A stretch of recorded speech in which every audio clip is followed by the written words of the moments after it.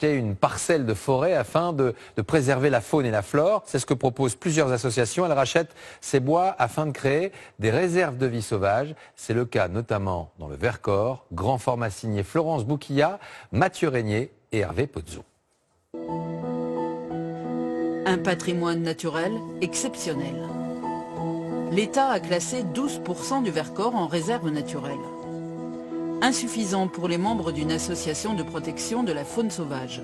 Ils ont donc décidé d'acheter des terres pour les préserver. C'est magnifique ici, hein, ça fait quand même un bel ensemble. Surtout l'arrivée, on arrive, on est en haut des gradins, quoi. Ouais. Ici, 500 hectares sont à vendre, dont une réserve de chasse privée. Et la chasse, selon l'association, n'est pas le seul danger pour la faune et la flore. La propriété qu'on veut acheter commence ici, là où c'est vert.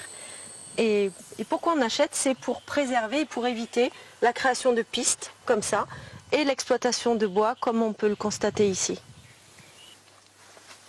Protéger les forêts. Pour le naturaliste Gilbert Cochet, Magnifique. c'est aujourd'hui une nécessité absolue, sans laquelle l'homme ne réussira pas à conserver ce qui reste de biodiversité. C'est un arbre qui a peut-être 200 ans. Mais 200 ans pour un être, c'est ridicule. Il peut vivre jusqu'à 400, 500, 600 ans. Et un point qui est aussi très important, c'est que ces arbres, ils vont pouvoir continuer à grandir et ils vont stocker du CO2, du gaz carbonique, pour lutter contre le réchauffement climatique. Dans ces lieux préservés, l'homme pourrait uniquement se promener et observer. Par exemple, grâce aux caméras pièges. Alors là, il y a des vidéos où ça a déclenché, il n'y avait rien. Ah, et puis là, on voit quelque chose, mais... Ah oui, mais c'est pas un vautour, c'est un aigle royal. Alors ça, c'est super. On savait qu'il y a des aigles royaux ici, mais là, on a vraiment la preuve que ça fonctionne bien. C'est incroyable. Et d'autres visiteurs ont laissé des traces. Pour acheter ces 500 hectares dans le Vercors, l'association doit réunir 2 300 000 €. En octobre dernier, elle a sollicité des fondations privées, mais aussi lancé un financement participatif sur Internet.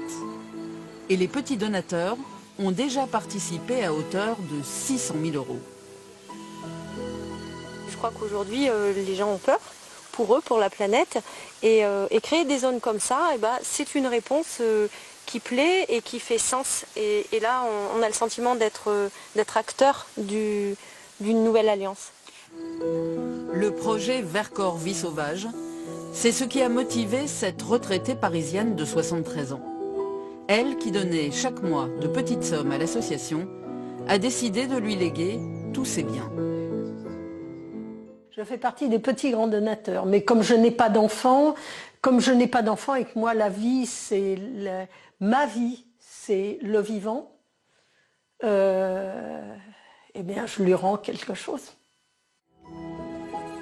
En France, faire appel aux citoyens pour préserver la nature en est à ses débuts, mais d'autres pays d'Europe, comme la Grande-Bretagne ou l'Irlande, s'y sont mis il y a plusieurs années.